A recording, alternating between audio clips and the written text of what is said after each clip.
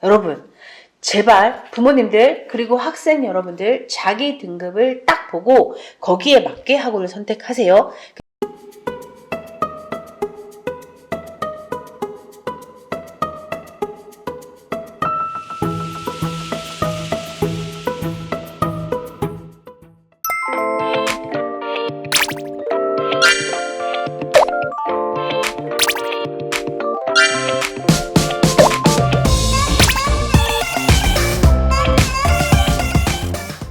안녕하세요 여러분, 쌤케임입니다. 오늘은 재수학원 대형, 중형, 소형, 심플 정리 한번 해보겠습니다. 여러분, 자, 대형은 주로 500명 이상에서 1000명 정도의 규모를 우리가 대형이라고 표현합니다. 그리고 대형은 성적으로 봤을 때 1, 2, 3, 4등급 정도까지 들어갈 수 있고, 이 1, 2, 3, 4는 성적표에 1, 2, 3, 4가 섞여 있는 거예요. 제가 1, 2, 3, 4라고 설명하니까 4444도 1, 2, 3, 4라고 1, 2, 3, 4 아니냐고 물어보시는 구독자분들이 계신데, 1, 2, 3, 4가 성적표에 섞여 있어서 내가 좀 시간이 부족했다. 고3 때도 공부 열심히 했고 공부를 소홀히 한 적 없이 했는데 좀 시간이 부족했고 그날 당일에 운이 좋지 않아서 1년 정도 더 투자해서 올 1을 만들려고 한다. 요런 아이들의 집합체가 대형이라고 생각하시면 됩니다. 그리고 대형과 중형의 차이는, 중형은 100명에서 한 300명 정도를 중형이라고 합니다. 그리고 등급은 1, 2, 3, 4, 5까지 들어갈 수 있습니다. 그러니까 중형들은 대형보다 한 등급 정도 낮다고 보시면 되고, 내가 성적은 좋지만 애들 1000명씩, 한 반에 60명씩, 50명씩 있는 게 싫어. 그래서 막 질문 기다리고 이런 거 싫어. 쉽게 말해서 막 애들 빠글빠글 거리는 거 싫어. 이런 중상위권 아이들이 중형을 선택하고요. 대형과 중형의 장점, 안정적인 강사 세팅. 여러분, 강사도 어느 정도 페이가 지급돼야 학원을 컨택합니다. 근데 대형, 중형 아무래도 반이 많다 보니까 페이가 세겠죠. 그렇다 보니 조금 괜찮은 강사진, 여기서 괜찮은 강사진이란 건 대형, 중형, 소형이라고 해서 대형이 잘 가르치고 소형이 못 가르치는 강사가 있다는 게 아니라, 유명세죠. 사실은 유명세, 조금 유명한 강사들의 세팅이 되어 있을 수 있습니다. 그리고 대형, 중형은 아무래도 300명 그리고 1000명을 관리해야 되니까 모든 규칙들이 획일화되어 있습니다. 그러니까 안정적인 관리가 중형, 대형의 또 장점일 수 있습니다. 왜냐면 예외가 없어요. 너는 좀 배가 아프니까 늦게 들어가서 봐줄게, 이런 예외가 없어요. 무조건 칼같이 들어가야 하고, 이런 체계적인 관리가 장점일 수 있고, 대형과 중형을 딱 나누는 포인트는 그 학원을 지원하는 학생들의 등급, 그리고 인원으로 대형과 중형을 나누는데, 대형은 5등급들은 거의 못 들어간다고 보시면 돼요.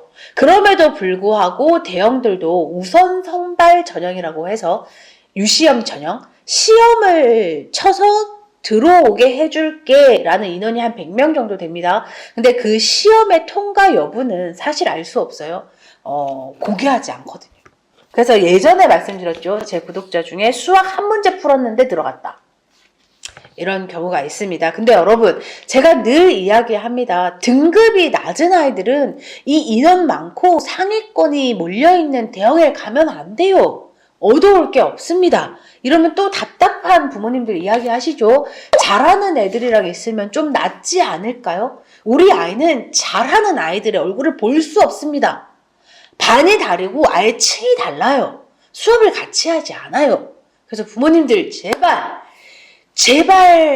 현실을 보시고 내 아이의 등급에 맞게 학원을 선택해야 후회가 없어요.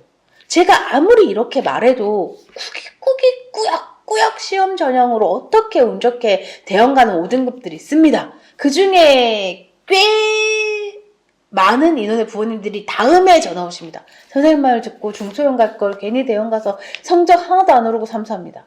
여러분, 제발 부모님들 그리고 학생 여러분들 자기 등급을 딱 보고 거기에 맞게 학원을 선택하세요. 대형, 중형 알려드렸고, 소형. 자, 소형의 장점은 디테일한 시스템입니다. 예를 들어 제가 말하는 소형은 한 반에 뭐 15명 이하, 그러니까 한 반의 인원이 작은 게 소형이 아니라 학원 전체 인원이 작은 게 소형입니다. 한 반에 15명인데 학원 전체 정원이 70명을 넘지 않을 것. 그래야 학생들 개개인에게 부족한 걸 학원이 알아서 채워줄 수가 있어요. 성적 낮은 아이들 특징이 뭡니까? 기본 개념이 없습니다. 그래서 기본 수업을 알아듣지 못해요. 그래서 질문을 많이 해야 돼요. 이 질문을 소화해내줄 수 있는 학원이 소형입니다. 개개인에 맞는 솔루션을 제공하는 거죠. 이 아이는 수학을 너무 못해, 영어는 잘하네, 이러면 영어는 상위권 등급, 그리고 수학은 하위권 등급을 수업해서 이 아이의 밸런스를 맞춰주는 게 소형입니다. 이게 소형의 최대 장점이고요. 단점, 소형은 이상한 곳이 많습니다, 여러분. 제가 그냥 탁 깨놓고 말하면 소형은 좀 약을 파는 학원들이 많아요. 여기서 약을 판다는 건 뭐 다 해준대. 뭐 1대1로 수업해주고 막 질문 하루 종일 받게 해주고 다 해준대. 근데 들어갔더니 안 해줘. 이런 학원들이 많아요. 그래서 소형이 불안합니다. 그래서 소형은 꼼꼼하게 잘 골라야 하는 것 또한 단점이고, 둘째, 소형은 전체 학생이 70명을 넘지 않아요. 이 얘기는 뭘까요? 개개인의 상황을 학원이 봐준다는 거예요. 예를 들어 종치면 들어가야 되는데 A라는 애가 배가 너무 아파. 이걸 학원이 알고 있는 거죠. 1000명이 있는 대형은 A가 배가 아픈지, 근데 소형은 이 한 명 한 명의 상황을 알고 있기 때문에 너는 배가 너무 아프니까 조금 늦게 들어와도 봐줄게 라는 상황이 벌어집니다. 이러면서 규칙들이 중대형에 비해서 칼같이 딱딱딱 돌아가지 않죠. 개인의 상황을 알고 이해하고 받아들이니. 그래서 이게 단점일 수 있습니다. 유동적인 관리. 근데 이것도 사실은 공부를 열심히 하려고 하는 아이들에게는 문제가 되지 않아요. 공부 너무 하기 싫어서 막 놀고 싶고 자고 싶은 애들은 빡빡한 관리가 좋은 것이고, 이제 이렇게 개개인의 성향을 받아주는 학원이 장단점이 있는 거죠. 그래서 여러분, 대형, 중형, 소형의 장단점 심플하게 정리해봤어요. 너무 많은 장단점이 있지만 이걸 다 읊으면 영상이 너무 길어지고, 저는 사실 영상이 10분을 넘는 걸 좋아하지 않습니다. 왜냐면 제가 볼 때 10분 넘는 영상을 안 보거든요. 근데 또 유튜버의 입장에서는 영상이 길면 좋아요. 그럼 광고가 더 붙고 그러면 돈이 더 들어오거든요. 근데 저는 이게 제 주업이 아니라서 여기에 막 어떤 금전적인 걸 하기 위해서 막 영상을 늘린다던가 이런 걸 하지 않아서 심플하게 정리해봤습니다. 그래서 어찌됐건 대중소를 나누는 가장 분명한 기준은 등급입니다. 등급.